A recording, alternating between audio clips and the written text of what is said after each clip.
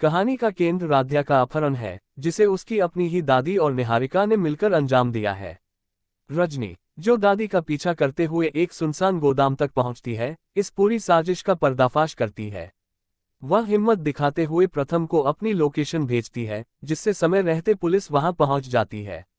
जैसे ही रजनी चुपचाप दादी के पीछे पीछे उस सुनसान इलाके तक पहुंचती है, उसके दिल की धड़कन तेज हो जाती है।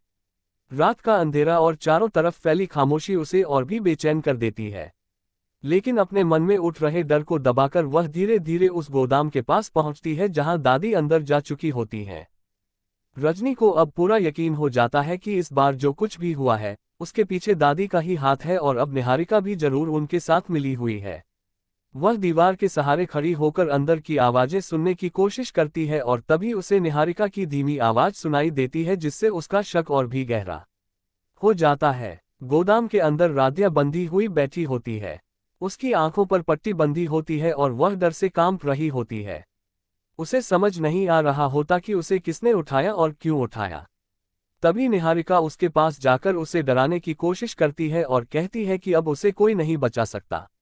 दूसरी तरफ दादी निहारिका को बार बार समझा रही होती है कि इस बार कोई गलती नहीं होनी चाहिए। और सब तो फ्रेंड्स, अगर आपको ये वीडियो अच्छी लगे तो वीडियो को ज़्यादा से ज़्यादा लाइक करें और सब्सक्राइब करें और नीचे कमेंट में आई लव यू राध्या जरूर लिखें। सब कुछ बहुत संभल कर करना होगा, क्योंकि अगर इस बार भी बात बिगड़ गई तो सब कुछ खत्म हो जाएगा। रजनी बाहर खड़ी होकर यह सब सुन रही होती है और उसके पैरों तले जमीन खिसक जाती है। उसे अब साफ समझ में आ जाता है कि राध्या को किडनैप करने में दादी और निहारिका दोनों का हाथ है। वह तुरंत कोई कदम उठाना चाहती है, लेकिन अकेले होने की वजह से वह डर भी रही होती है। फिर भी वह हिम्मत जुटाकर धीरे से अपने फोन से प्रथम को मैसेज करती है और लोकेशन भेज देती है ताकि वह समय रहते वहां पहुंच सके। उधर प्रथम और ओमकार पुलिस के साथ मिलकर राध्या को ढूंढने की कोशिश कर रहे होते हैं। तभी उन्हें रजनी का मैसेज मिलता है और वह तुरंत समझ जाते हैं कि मामला गंभीर है।